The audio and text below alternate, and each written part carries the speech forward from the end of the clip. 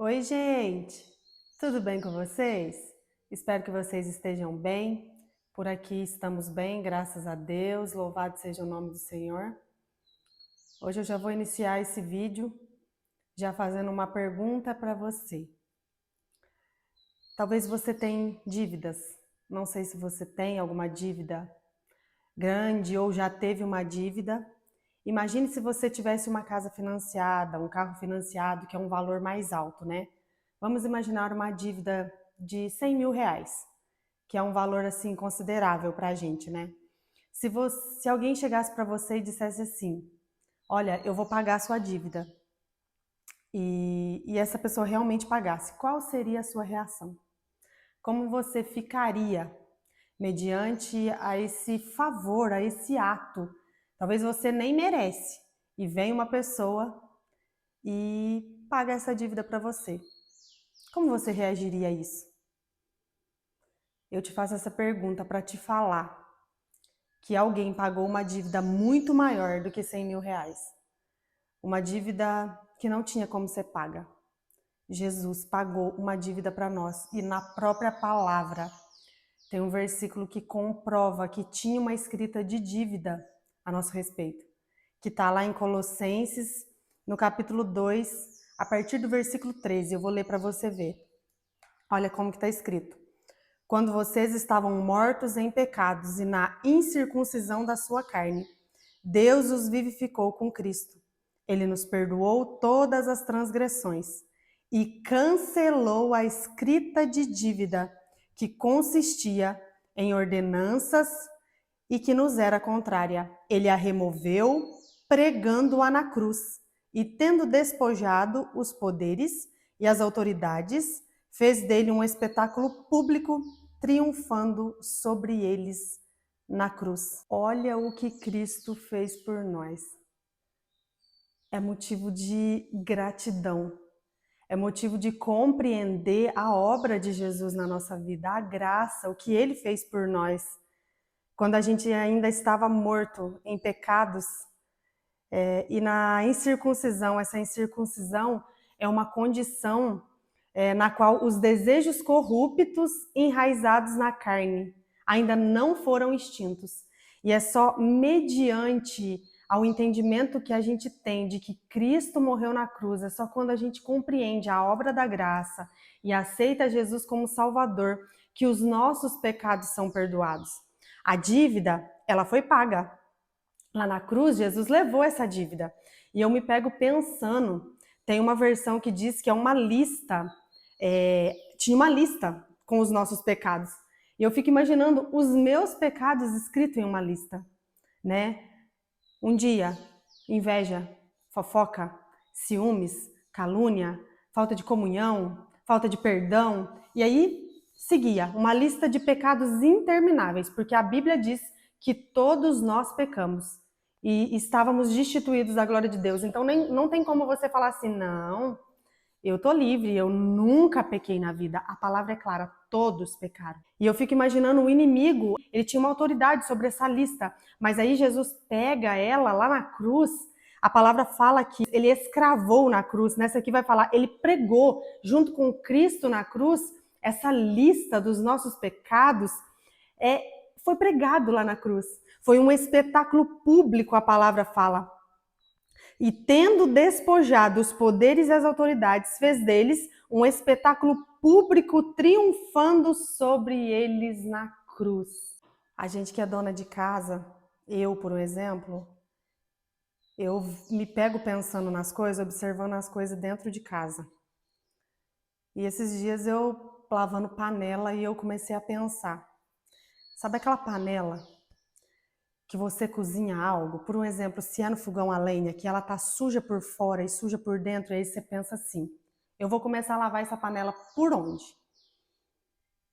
Tá muito suja por fora, tá muito suja por dentro, e aí se a panela tá meio velha, sabe o que passa na cabeça? Sabe o que eu vou fazer? Eu vou jogar essa panela fora. Vai ser muito mais fácil para mim. Eu acho que todo mundo, hoje tem a air fryer, mas acho que todo mundo já teve uma panela de fritura que chega a um ponto que você fala assim, quer saber? Eu vou jogar essa panela fora. Vou ficar aqui perdendo meu tempo tentando limpar essa panela, mas não. E aí eu pensando na panela, observando, e aí veio ao meu entendimento de que ninguém daria nada por nós. Ninguém. Ninguém daria. Era para a gente ser jogado fora, era para a gente ser condenado. Já estávamos condenados. E aí Jesus veio. E olha, tem um versículo em Romanos que vai dizer assim, ó. Romanos 5, do 6 a seguir, que diz assim, ó. Quando estávamos completamente desamparados, Cristo veio na hora certa e morreu por nós. Estávamos completamente desamparados.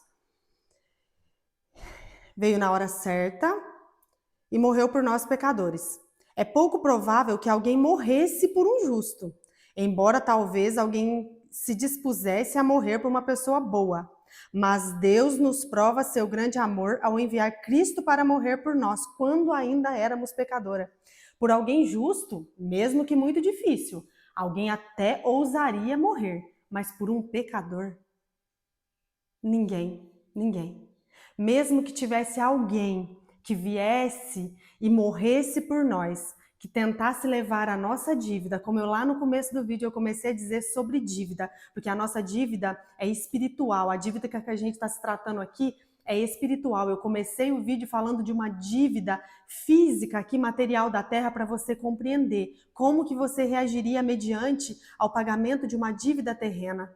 Agora, alguém pagou a dívida espiritual e essa dívida espiritual nenhum homem conseguiria pagar, mesmo que alguém ousasse morrer por um justo. E se aparecesse um homem, um ser humano que ousasse morrer por pecadores? Não tinha como. Porque para pagar os nossos pecados, teria que ser alguém que não tivesse pecados.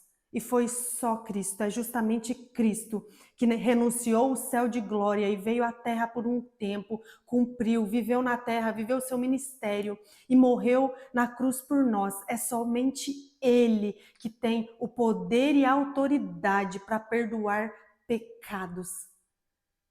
Que essa palavra entre no seu coração e você compreenda claramente a obra da graça.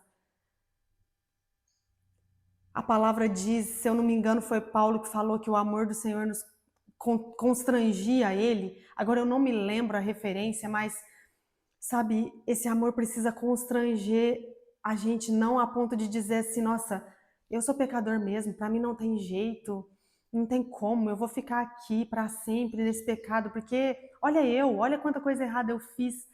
Não, o Senhor perdoou você. O sentido do amor constranger a gente é a gente reagir ao amor dele, é compreender realmente lá no íntimo do nosso ser e ser grato. Olha, Colossenses 2 mesmo, no versículo 6, vai dizer assim, ó, portanto, assim como vocês receberam Cristo Jesus. Quantos de nós aceitamos a Jesus, mas não permanecemos? Porque, ó, vai continuar assim, ó, se vocês, como vocês receberam Cristo Jesus, o Senhor, continuem a viver nele. É para continuar. Enraizados e edificados nele, firmados na fé como foram ensinados, transbordando de gratidão. Quando o amor de Cristo me constrange, eu preciso reagir a esse amor. É nesse sentido. É viver uma vida totalmente enraizada no Senhor, edificado na rocha que é Cristo. Que o Senhor fale ao teu coração. Que o Senhor ministre melhor ao seu coração e que em nome de Jesus a gente saia dessa bolha religiosa que nós vivemos muitas vezes, que a gente saia de meramente ir nos cultos, que a gente saia desse lugar de frequentadores de igreja e viva plenamente o Evangelho de Cristo, o Evangelho que transforma, o Evangelho que muda vidas. Ah, Senhor, muito obrigado. Se o Espírito Santo do Senhor te segurou até esse exato momento, é porque o Senhor deseja te perguntar, através da minha vida, você já confessou Cristo como teu Salvador? Você já entregou a sua vida totalmente para Ele? E aí, talvez, você está indo para a igreja durante anos da sua vida. Desde que talvez você nasceu, você vai aos cultos, você se diz um crente, você se diz um evangélico, mas você nunca compreendeu realmente o que Jesus fez por você. Isso não chegou totalmente ao teu coração. Se você ainda não compreendeu isso, começa a pedir para o Senhor, falar: Senhor, me ajuda a compreender o quão grande foi o seu sacrifício e o quão pecador e pecadora eu era. Porque o dia que a gente tem a consciência de quão pecador a gente era, a gente entende o tamanho da graça. Porque nós que vivemos dentro da igreja, que nasceu no berço evangélico, temos muita dificuldade de entender o que Cristo fez por nós. Porque a gente cresce dentro da igreja e a gente olha para a nossa vida e pensa assim: nossa, eu cresci na igreja, não fiz nada de errado dentro da igreja. Meu Deus. O pecado, como eu já disse, ele está dentro da gente desde que a gente nasceu. A gente nasceu em pecado, como diz a Bíblia. A gente nasceu, a gente foi concebido em pecado. Lá no jardim, lá no início, Adão e Eva pecou. Então ninguém mais tá livre. Todo mundo nasce em pecado. Mas quando Jesus vem, ele muda a história. E agora nós podemos ser pecadores justificados. E mediante ao aceitar a Jesus, nós podemos ser totalmente transformados e viver uma vida nova. E viver uma vida de santificação, porque a palavra diz que sem a santificação nós não vamos ver o Senhor. Ninguém verá o Senhor. E não adianta pensar que vai chegar na presença do Senhor de qualquer forma, que Deus é amor. Hoje se prega uma hipergraça, hoje se fala que Deus é amor, que Ele ama todo mundo, que Ele aceita tudo. Realmente, Ele ama todo mundo. Ele veio ao mundo, porque Deus amou o mundo de tal maneira. Ele amou o mundo, Ele ama todo mundo. Ele quer salvar a todos, mas Ele não aceita. Ele não combina. O nosso Deus, ele é santo e ele não compactua com o pecado. Ele te aceita vindo até ele com o seu pecado. Mas se você se entregar totalmente, você não vai permanecer no pecado. Se você permanece, se eu permaneço no pecado, é porque nós ainda não tivemos um encontro real com Jesus. Porque o dia que nós tivermos um encontro real com Jesus, o impacto ele é tão grande, o impacto é tão grande, que é impossível a gente viver a vida da mesma forma. É impossível a nossa boca falar as mesmas palavras. É impossível nós andarmos com as mesmas amizades, frequentarmos os mesmos ambientes, assistirmos as mesmas coisas, pensarmos, falarmos, usarmos as mesmas roupas. É impossível, é impossível. O Senhor, ele muda tudo em nós. Porque ele está querendo santificar o seu povo. Então, se você ainda não teve um encontro real com Cristo, hoje é o dia. Hoje é o dia de você se render e dizer: Senhor, está aqui a minha vida. Chega, chega. Chega de viver essa vida morna, chega desse evangelho raso, chega disso. Eu quero compreender, eu quero viver tudo aquilo que o Senhor planejou para mim, eu quero te conhecer intimamente, eu quero viver a tua história para mim. Nós vamos orar. E se você se entregar ao Senhor aí agora, faça oração, clame a Ele, se derrame na presença do Senhor. Ah, Jesus. Pai, muito obrigado, Jesus, por essa oportunidade. Obrigado, Jesus, por confiar a mim, Jesus, essa palavra para os meus irmãos. Essa palavra, Jesus, que fala comigo todos os dias, e nesse momento eu oro pelos meus irmãos e clamo pela vida deles. Senhor, se há alguém nesse momento, Jesus, que está entregando a sua vida para ti, Jesus. Ah, papai, perdoa os pecados.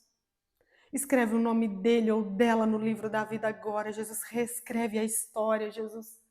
Que nesse momento todos os pecados sejam perdoados, Jesus, que o Senhor lave eles no teu sangue.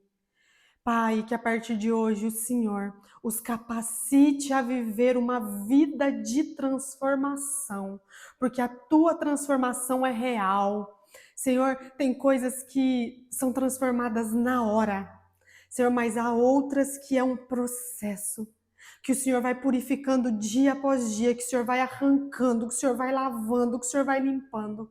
Então eu oro pela vida dos meus irmãos e peço, Senhor, que o Senhor dê força para eles para continuarem crescendo e vivendo em santificação todos os dias para a tua glória, porque é o teu nome que vai ser glorificado. Importa que o Senhor cresça, importa que o Senhor apareça, importa, Jesus, é que o teu nome seja exaltado todos os dias, Senhor.